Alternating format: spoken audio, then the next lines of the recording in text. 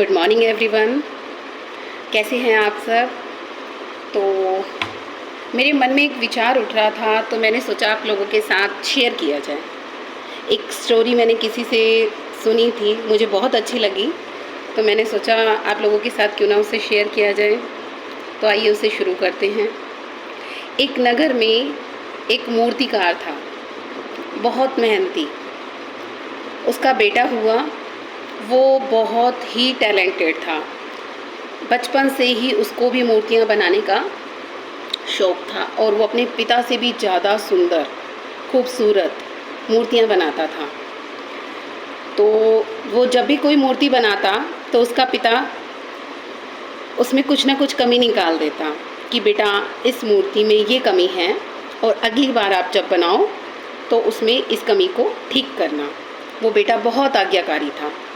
वो अपने पिता के बताए अनुसार जो वो कमी उसके पिता बताते थे उसको दूर करता और नई मूर्ति बहुत अच्छे तरीके से बनाता, तो उसमें और निखार आता। तो जब जब वो बनाता तब तब उसके पिता उसमें कमी निकालते थे।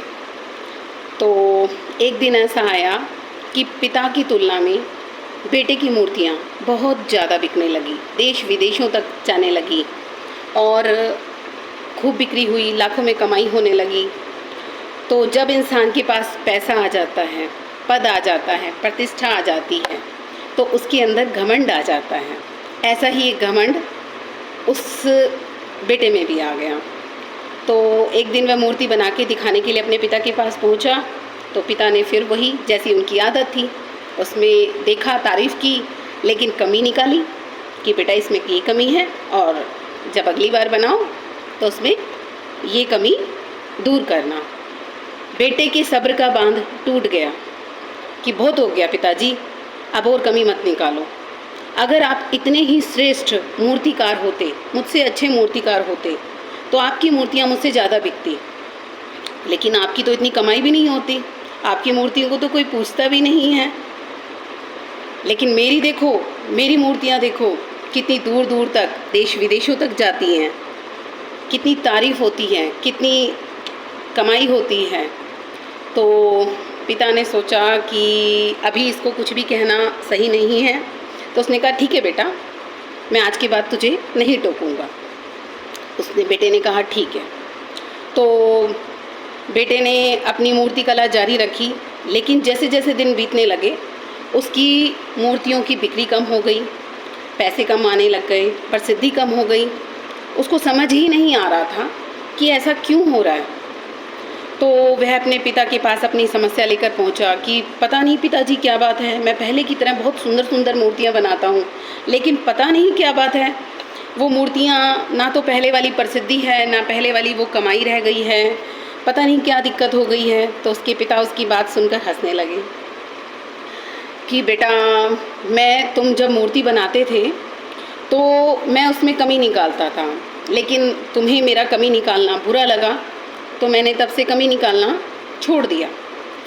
लेकिन मेरे कमी निकालने की वजह से तुम्हारी कला में निखार आ रहा था, लेकिन जब तुमने मुझे मना किया तो मैंने कमी निकालना बंद कर दिया। तो इससे तुम्हारी कला का विकास रुक गए, जिससे तुम्हारी मूर्तियों की जो क्वालिटी है, गुणवत्ता है, वहीं की वहीं रुक गई, वो और अच्छी नहीं बन पाई।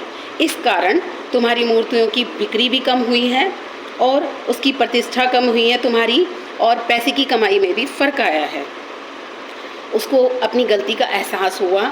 उसने अपने पिता से माफ़ी मांगी और दोबारा से निवेदन किया कि आप मुझे अपने निर्देशन में दोबारा मुझे बताइए कि मैं कैसे अपनी मूर्तियों में सुधार करूं। तो इस कहानी से ये शिक्षा मिलती है कि अगर माता पिता या गुरु अगर बच्चों को कुछ सिखाता है या उनके काम में कुछ कमी निकालता है, तो हमें उनकी बात का बुरा नहीं मानना चाहिए और अपनी कमियों को दूर करना चाहिए। इससे हमारी कला का विकास दिन प्रतिदिन और निखरेगा। तो फ्रेंड्स, आपको मेरी ये स्टोरी कैसी लगी तो ज़रूर बताइएगा। अगर अच्छी लगी हो तो लाइक, शेयर एंड सब्सक्राइब ज़रूर करें इस चैनल को। Thank you.